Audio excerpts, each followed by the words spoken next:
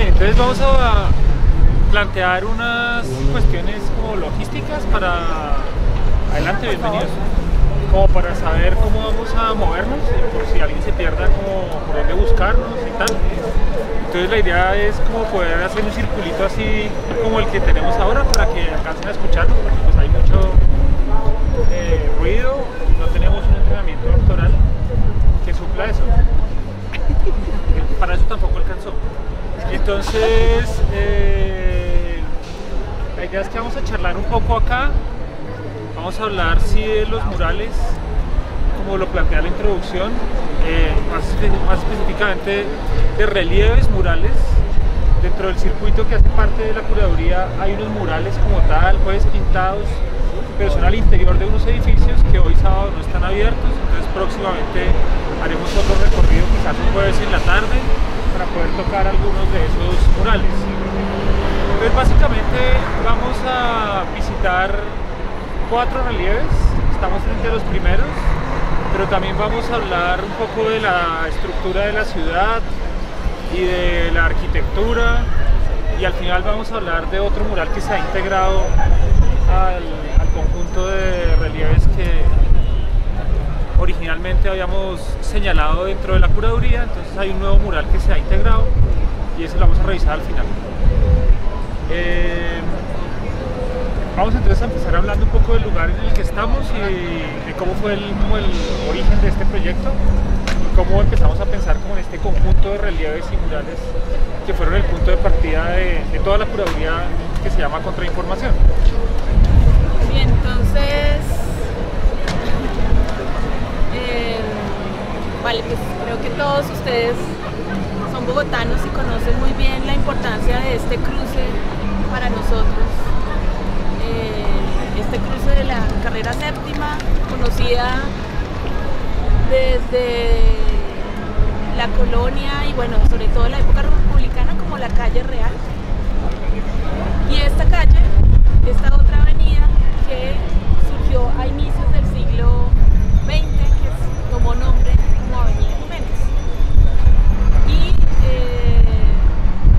pues hace un año, cuando Alejandro Martín nos invitó a la curaduría, nos pareció muy atractivo el asunto como de la trama urbana, cómo podríamos nosotros empezar a hablar de eso, y con Camilo pensamos que era pertinente señalar justamente como una investigación en la que nos había interesado estos relieves, principalmente de los que vamos a hablar hoy, y que en realidad son muy poco conocidos, y muchos transeúntes que venimos al centro histórico como que pasamos desapercibidos. Y al hacer esa investigación pues encontramos un montón de información y como de toda la transformación urbana que hubo en Bogotá, y de cómo también en este lugar pues justamente vemos como el solapamiento como de muchas capas, como de una milhoja, que de alguna manera es como evidente en este lugar.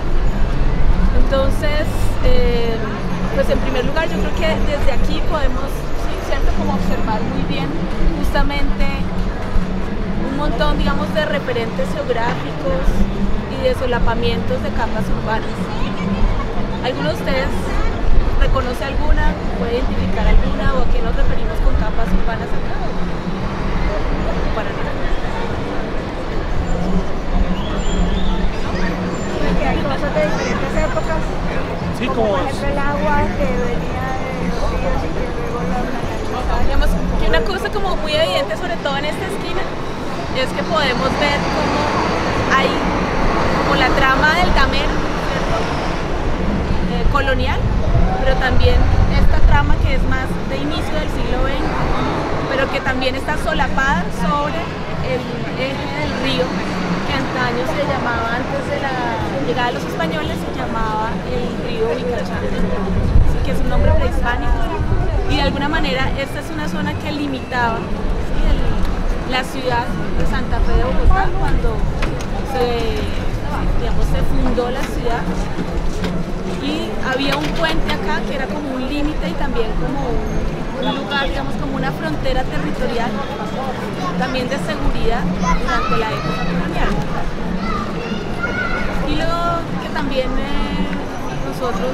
hemos, no sé, como encontrado, es que cuando los españoles llegaron, esto era un territorio de alguna manera sagrado para los muiscas, porque toda esta zona, ¿cierto?, era una zona de fuentes hídricas que se cuidaban y las poblaciones muiscas estaban fuera de esta zona de fuentes hídricas, es decir, hacia el occidente del río que hoy conocemos como el río Bogotá.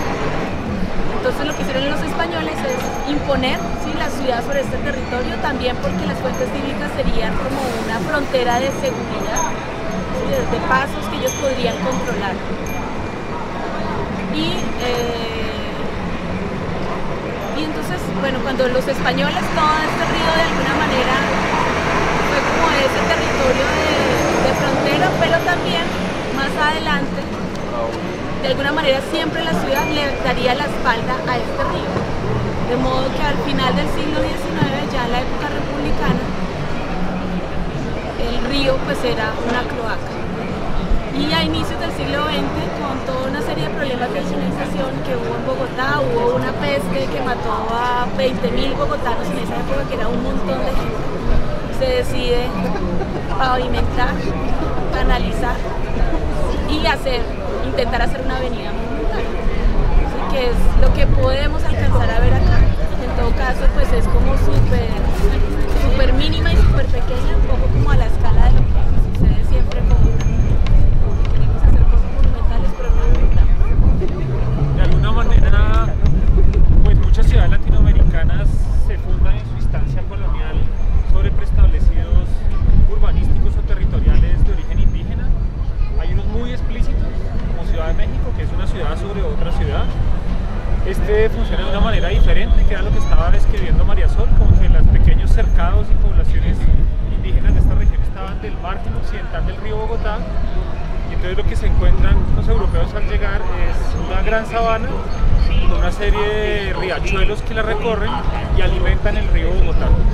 Luego, cuando se funda la ciudad en su instancia colonial, se funda de aquí para allá, y antes del río Manzanares, que es la calle Séptimo, tenemos el nombre indígena de este, como decía María Sol, que es Picachá. El nombre indígena del Manzanares no lo tenemos.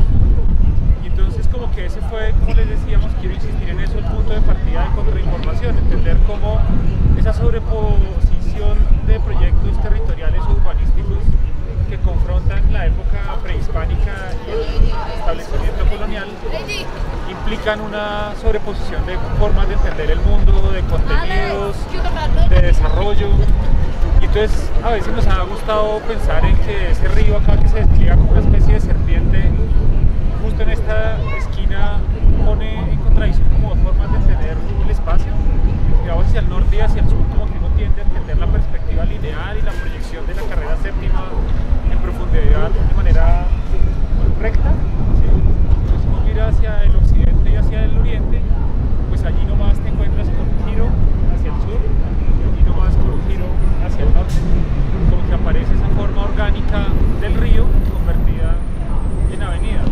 Entonces, como que emerge ahí ese proyecto territorial indígena, y a mí también me gusta como que uno mire alrededor y empiece a encontrarse con noticias indígenas que persisten en esta estructura cuadrangular de origen colonial. A mí siempre me ha encantado señalar ese que está allá arriba, que es el nombre de ese edificio, pues el edificio Nemqueteva, antes aseguradora Nemqueteva.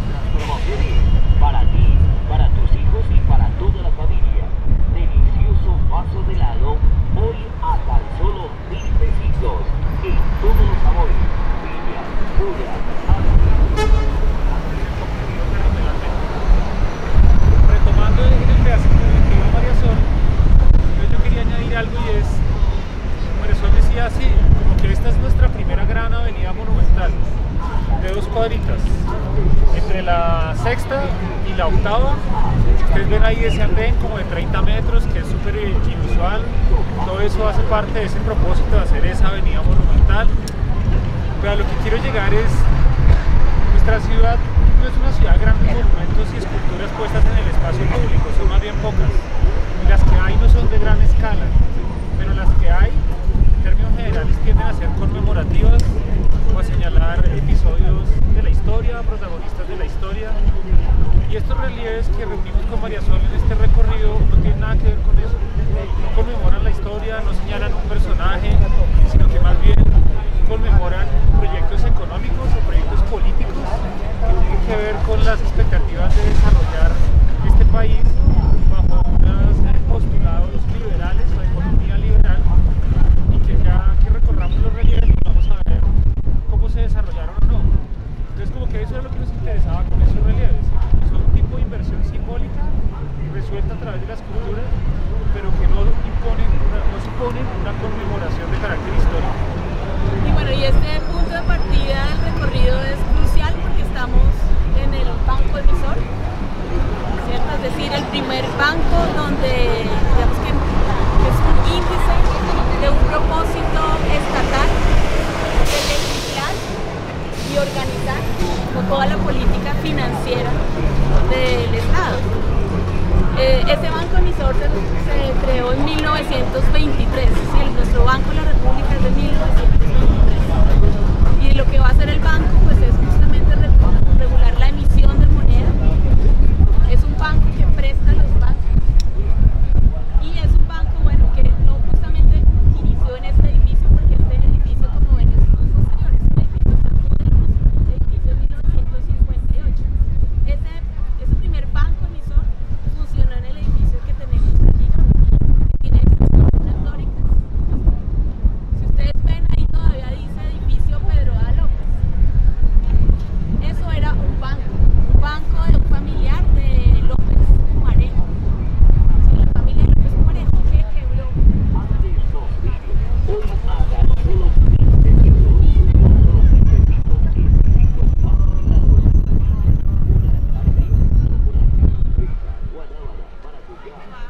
Establecer y asesorar al Estado colombiano para, digamos, fundar el Banco Emisor, sino también varios estados en Sudamérica como Ecuador y otros.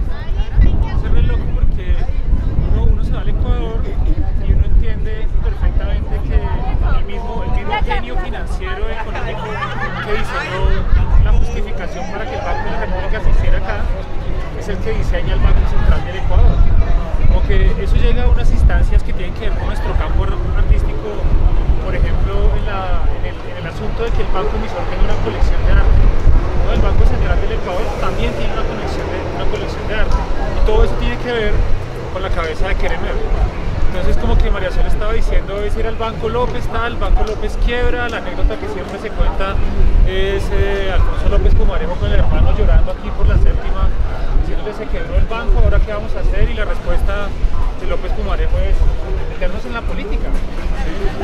Y pues así fue. Entonces ese banco queda sin dueño, y cuando Keremer viene a Bogotá, le dan una oficina allá. En ese cuarto piso, esas dos ventanas, esa era la oficina de Keremer, de modo que Keremer miraba hacia Bogotá y iba pensando qué era lo que se iba a plantear para organizar la banca y el sistema financiero. Uno se imagina el Banco de la República, sobre todo en torno a la emisión de la moneda. Pues uno dice, pero mierda, ¿cómo era antes? Pues cada banco emitía su moneda, entonces imagínense la locura. Pero eso era así. Entonces como que Keremer va a plantear varias cosas que tienen que ver con este recorrido, y es, por un lado, es necesario un banco que emita una moneda centralizadamente. Es necesario un banco que emita, que eso todavía lo hace el Banco de la República, que emita una tasa de cambio con respecto a la moneda extranjera, que desarrolle las políticas de inversión del Estado colombiano, que regule la inversión privada y la inversión pública, que él también va a proponer que se cree una bolsa para la transacción bursátil. Entonces, buena parte de lo que vamos a ver en este recorrido, a la larga, tiene que ver con Keremer. Si pensamos que de alguna manera esos relieves son intervenciones al espacio público desde la práctica artística, pues habría que pensar que la misión Keremer, como se le llamó en Colombia y Ecuador, es una política también es también una intervención, una política de intervención económica en los países latinoamericanos. Es chévere ver cómo se entrelaza una cosa y otra. Sí, con K. Gringo. Sí. Entonces, miremos un poco los relieves y ahorita seguimos con el resto del que pues, vamos en la esquina de allá para poder poder ver mejor. Continuamos con nuestras promociones importantísimas. Oiga, delicioso y exquisito helado. Vaso de helado, vaso gigante, acá. Prestigioso que era el Hotel Granada, que es incendiado durante el Bogotazo, y posteriormente seguramente compra el banco ese lote, y hacia 1956 empiezan a construir este edificio.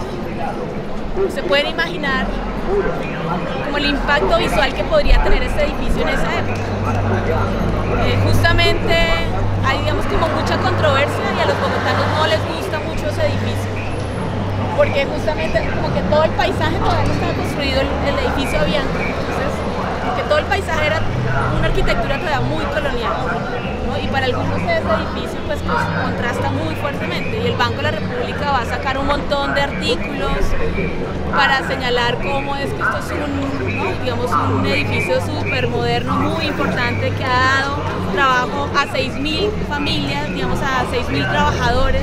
Por lo tanto, hay 6.000 familias beneficiadas con este edificio. Hay un artículo de cromos que encontramos sobre eso. Y sin embargo, a pesar, digamos, como del disgusto de muchos bogotanos por el edificio, en todo caso para otros ya cuando se inauguró era como una experiencia muy futurista.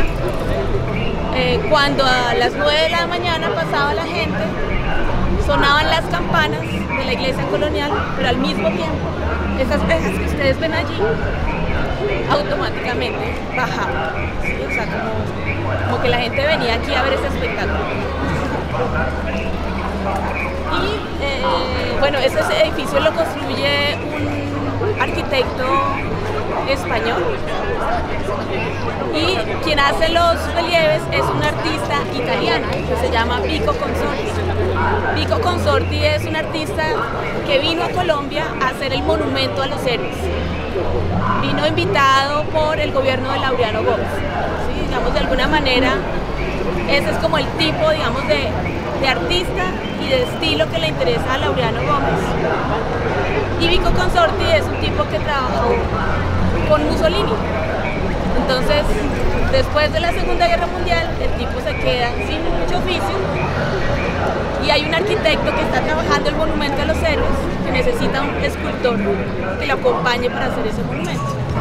Entonces él plantea un relieve, digamos, un monumento de gran altura que iba a ser en mármol de Carrara. Entonces se puede imaginar el costo que eso podría implicar.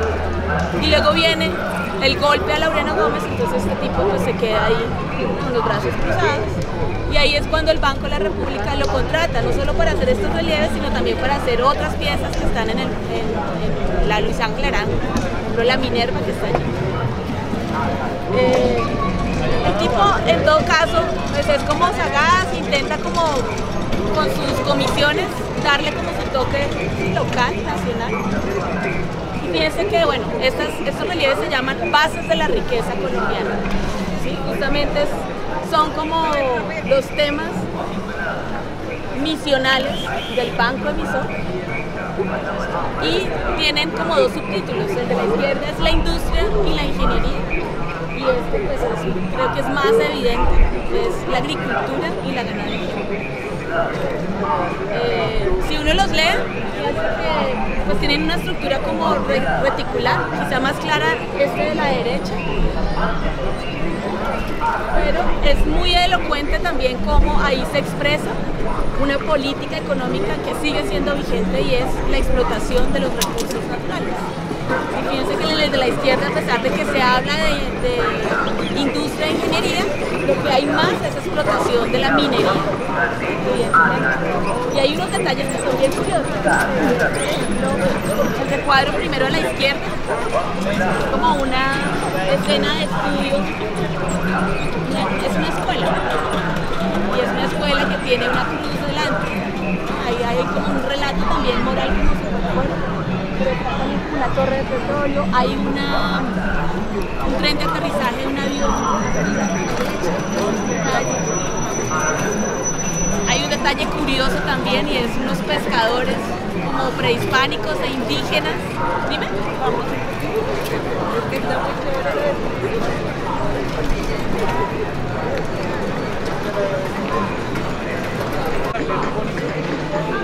¿Cómo?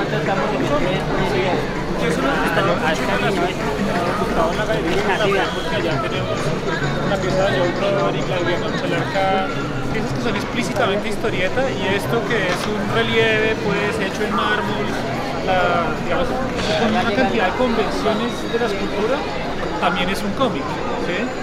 Entonces como que eso me gustaba mucho para conectar con lo que sucede en la sala. Pero acá estoy retomando lo que mencionaba María Sol, pues este es Bases de la Riqueza Colombiana, Industria y Minería, fundamentalmente minería e industria. De ingeniería, básicamente el desarrollo de cierta tecnología para el servicio de la economía extractiva, y de industria más bien poco, ¿no? Como que sigue habiendo ahí un resto de ejercicio de oficio laboral en torno a una economía extractiva, minera, pesquera.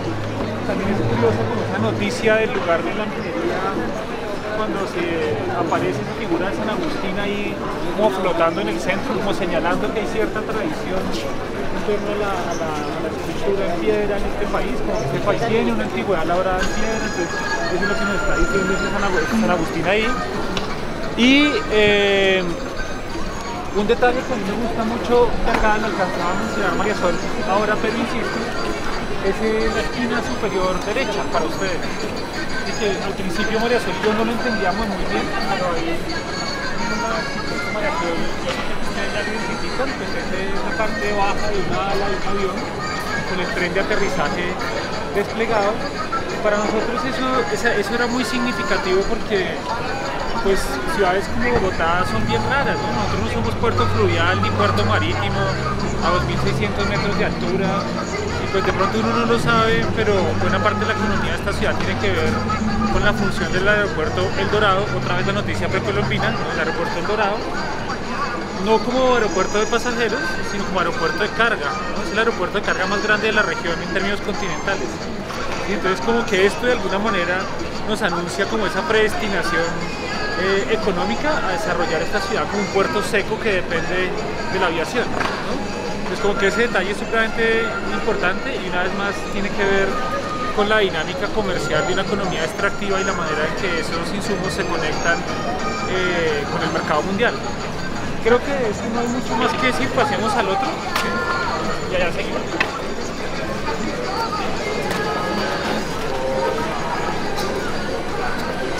Parece otra vez pues el ejercicio de ganado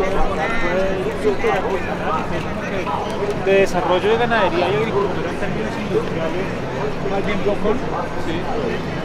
Y arriba pues esos dos personajes cargando ese racimo de banano, y al lado ese hombrecito sembrando un café a la sombra con un árbol de caucho. Es como que ahí está la historia de la más sangrienta de la tragedia.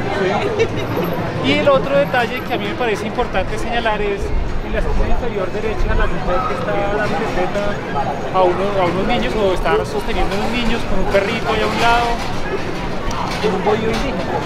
Es como el rol de la mujer en la economía, al cuidado de la base social que implica la familia del hogar. Y en el otro extremo del mural, en la parte superior izquierda, es el único lugar donde vuelve a aparecer la mujer, en el rol educativo, pero fundado en la tradición cristiana, ya lo que decía María Sol al principio. Entonces, ese fue un detalle que descubrimos hace poco, y es cómo aparece la mujer declarada aquí en el proyecto económico de desarrollo del país. Esto es un prólogo a los sectores productivos que estimulará el Banco de la República. Y es eso, como en la base social cuidando el hogar, de acuerdo a cierta tradición, y en la base educativa administrada en términos católicos. Adentro está un mural de Pedro Nel Gómez que se llama Momentos Críticos de la Nación, que es buenísimo, que uno puede entrar a verlo de 8:15 a 4:15 para que puedan verlo entre semanas. Entonces como que sí son muy significativas esas dos piezas monumentales para el banco. Pero definitivamente lo que más llamaba la atención es lo que María Sol decía al principio, es una obra de arte cinético, que eran las puertas que se bajaban a las 8:15 y se elevaban a las 4:15. Entonces como que la gente venía a mirar el piso de las puertas, a saber en qué momento se subían y en qué momento se bajaban. Habitaban los cerros y eran lugar de ofrenda para los muiscas, porque por ejemplo en el Museo del Oro hay venaditos de oro también, que tienen una forma parecida a esa. Y el otro animal que tiene una forma rara es un perro de la señora indígena que se parece un poco como un solo escuincle o un perro viringo peruano. Es como si señalar ese animal por el lugar americano llevara a Vico Consorte a pensar en esas dos mujeres en el libro. Como hizo a la comida, de pronto la mujer que Sí, Sí. es como muy fuerte porque arriba, como lo que dice también, es como el asunto de los monopolios, o sea, los cultivos monopólicos, pues también tan fuertes y tan influyentes en el conflicto y las situaciones de desigualdad del país como el nuestro. Y son como obreros, ¿no? O sea, como campesinos obreros. Que abajo está como esa escena más de familia. Un último detalle antes de movernos, pensando otra vez en la avenida, ya había un edificio, ¿no? Ya el pasaje Cuervo. Y se demuelen una cantidad de edificios en estas dos cuadras para poder abrir espacio y generar esta monumentalidad. Vamos a ir a las 7 igual.